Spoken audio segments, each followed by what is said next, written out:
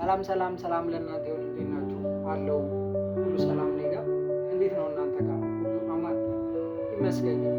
ዛሬ አዳዲስ የቲክቶክ ቪዲዮዎችን ለማየት አስቤያለሁ። እስኪ ወደ ቪዲዮቻችን እንግባ። የመጀመሪያ የመረጥኩላችሁ ቪዲዮ በሰሞኑ አነጋጋሪ የሆነው የብርቱካን ጉዳይ ነው። እስኪ ቪዲዮውን አይተን እንመለስ። ለትወና ብለው ሲያቀርቡ ትክክለኛ የተናገሩት ትወና አንድ ነገር ሲሰራ የተሰራውን ስራ ልክ አስመስለህ የምትገልጸው ነው እንጂ ሆኖ በተግባር እንዲህ ተደርጊያለሁ እንዲህ ተጨጭቂያለሁ እያሉ ብልትን እያሳዩ ጭንቅላትን እየዳሰሱ የተከፍሉ የተፈልጦ የተባለ አይደለም። እኔ ሙሉ ጤነኛ ነኝ። ዊዛውት ከልቤ ውጭ ሙሉ ነገር ጤነኛ ነኝ። እግዚአብሔር ይመስገን። ባለሙያ የሆነ አካል ማየት ይችላል።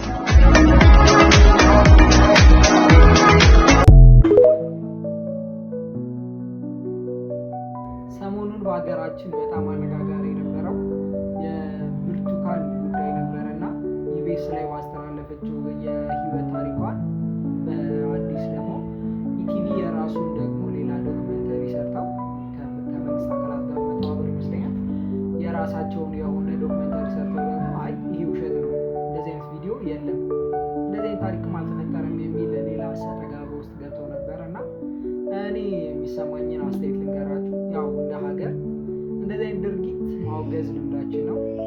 ያው አላደለ ጉዳዩ ነው በጣም አሳሳቢ ነው እንጂ ብርቱካን አይደለች። ብርቱካን እንደ ግለሰብ አንድ ግለሰብ ልትሆን ትችላለች። ነገር ግን እንደ ሀገር ይህ ጉዳይ በጣም አሳሳቢ ሁኔታ ነው እየተባለ ነው ሀሳቡ።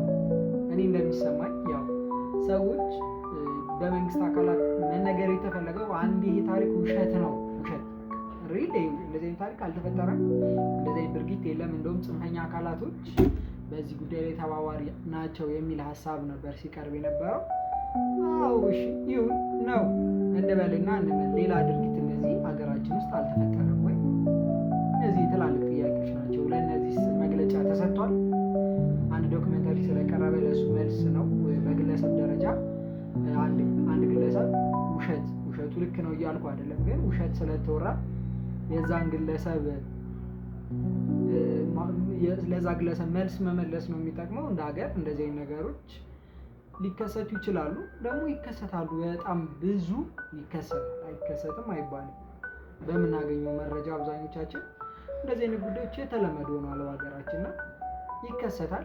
ለዛ ጉዳይ ግን መፍትሄ መፈለግ ነው እንጂ አይ በቃ እንደዚህ ይሄ ስህተት ነው፣ ሙሉ ቪዲዮ ስህተት ነው ምናምን እያሉ የሆነ ነገር እየሸፈኑ መሄድ ጥቅሙ አይታየኝም።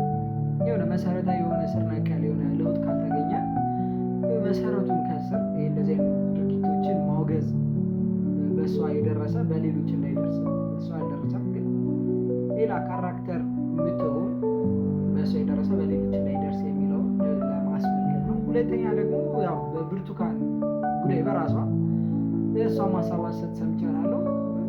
ድራማ እየሰራ ነው አክሽን ተውኔት ቲያትር እየሰራው ነው። ህዝብ ላይ ነው እንዴት ወገኔ፣ ወዴት እየሄደ ነው እንዴ? ህዝብ መጫወቻ ነው? ህዝብ ይሾፍበታል?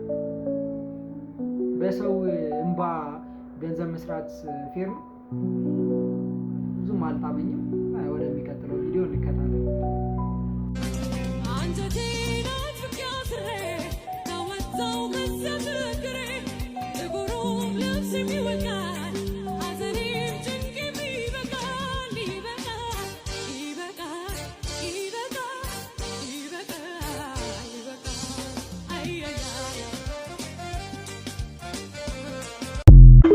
ሁለተኛውን ቪዲዮ ደግሞ እንደተከታተላችሁት ነው እንግዲህ መምህሩ እንግዲህ ያው መምህሩን ጋውን እየለበሱ በጣም እየተቸገረ ነው። ከዚህም በፊት አንድ ቪዲዮ አይተናል። የሆነ መምህር እንደዚህ ጋውን ለብሰው በጣም ሲደንሱ የነበረ ቪዲዮ ቫይራል እየወጣላቸው ነው። ለምን እንደሆነ ቫይራልስ መውጣት አለበት እንደዚህ አይነት ቪዲዮ? ኦኬ ዲስላይክ ነው ማድረግ ያለብን፣ ላይክ ነው ማድረግ ያለብን? በጣም እኮ አነጋጋሪ ነገር። ሰው እየጠላው እንዴት ነው ላይክ የሚያደርገው?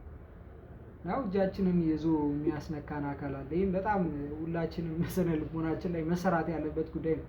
እንደ ህዝብ መምህሮቻችን እንደዚህ አይነት ነገር ሲያደርጉ ስናይ አይ ይሄ ልክ አይደለም። አንድ መምህር ዲሲፕሊን እኮ ያስፈልገዋል። አይ አሁን መምህር መንገድ ላይ ወጥቶ ስለ መምህሩ ነው እያወራ ያለው። ይቅርታ ስለዚህ ቪዲዮ አይደለም። ይህ መምህር መንገድ ላይ ወጥቶ ተማሪዎቹን ሳይ ምን አይነት ስሜት ነው የሚሰማው? በጣም የሚደብር ስሜት ይመስለኛል። ኖርማል አድርገውት ከሄዱ ሪስፖንሲቢሊቲ የሚባል ነገር የለም ማለት ነው። እዚህ ላይ ትንሽ ብናተኩር ጋውን ያደረገው የሆነ ሙያ ላይ ያለ ሰው ነው። ስለዚህ ያንን ሙያ እዛ ሙያ ላይ እየተገኙ እኔ እንደውም ሴት መስሎኝ የሴት አይነት ካራክተር ሲያሳይ ምን ሆኖ ነው ምናምን ብዬ ነበር። እና እንዴት እንደዚህ አይነት ነገሮች ይከሰታሉ የሚለውን እናንተም እስኪ ሀሳባችሁን ስጡበት። እኔ ብቻ ነው ይታየኝ የሚለው ወደ ቀጣዩ ቪዲዮ እንከታተል እስኪ።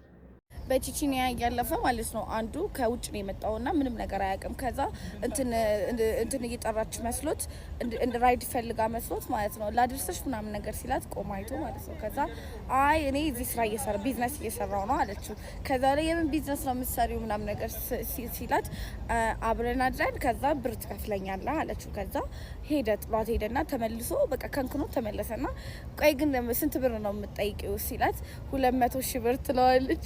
ሸኔ ነኝ ያልሻላት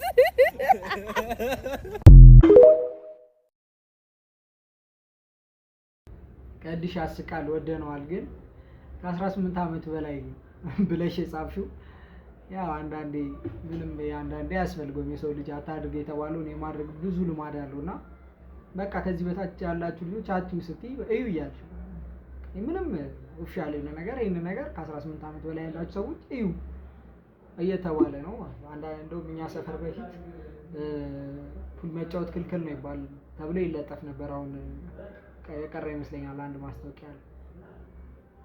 ስለዚህ ፑል መጫወት ክልክል ነው ስላለ ሰው ይቀራል አይመስለኝም። ፕሮሞሽን እየተሰራ ነው ማለት 18 ዓመት በታች ይሄን ነገር እንዲያዩት እያደረግሽ። ሁለተኛው እንደሚታወቀው ከ18 ዓመት በታች ይሄን ቪዲዮ ከሰራሽ ቲክቶክ ቪዲዮ ለማን እንደሚለቀው አይታወቅም። ለኔ ሊለቀው ይችላል፣ ለህፃን ልጅ ቫይራል የወጣ ከሆነ ህፃናትም ያዩታል። እኔ ብቻ አይመስለኝም የማየው ቪዲዮ። ስለዚህ ሁሉም ሰው ስለሚያው የምታወሪው ለሁሉም ነው ማለት። ከ18 ዓመት በታች ያላችሁ ረፉ የሚባል ነገር አያስፈልግም። ኃላፊነት እየወሰድሽ ነው ይሄን ጉዳይ ስታስተላልፊ። ሁላችንም ስቀና ኮሜንቱንም አንብቤዋለሁ። በጣም በቃ የኢትዮጵያ ህዝብ ይኮምክ ነው የሚባለው እኮ የምረዋል። ይኮምካል የኢትዮጵያ ህብረተሰብ። ከስር የተጻፈው በቃ ዝግንን ነው የሚያደርገው። ግን አላ ኃላፊነት ከተሰማን 18 ዓመት በታች ብለሽ ኃላፊነት ከተሰማን ከ18 ዓመት በታች ለሆነ ፕላትፎርም ላይ ላልሆነ ለምሳሌ እንኳን ዩቲዩብ ላይ ብለቂው አንደር 18 ይላል። ስለዚህ እዛ ላይ መምረጥ ይችላል። ቲክቶክ እንደሚታወቀው ግን ቫይራል ነው የሚያወጣው። እኔ ልጅ ለውን ማን ለውን ስታተሴን ብዙም አያዩ። ስለዚህ ለሁሉም የመድረስ አቅም ስላለው ያሰማችሁ ኃላፊነት ለአንዳንድ ጊዜ ኃላፊነት የጎደለው ስራ ባንሰራ የሚል ሀሳብ አለኝ። ለዛሬ ያሰብኩላችሁ ቪዲዮዎች እዚህ ጋር እኮ ከዚህ በላይ የሆነ በጣም እየደበረኝ ነው የምሰራውና እስኪ ሀሳባችሁን ኮሜንት ላይ ጻፉልኝ። እንደዚህ አይነት ነገር ሶስት እንግዲህ ኔጌቲቭ ነገር ካየ ፖዚቲቭን ለማግኘት በጣም ይከብደናል ማለት ነው። እስኪ በሚቀጥለው ቪዲዮ ጥሩ ነገር የሚሰራ ከሆነ እናያለን። ሀሳባችሁን አጋሩኝ። አመሰግናለሁ።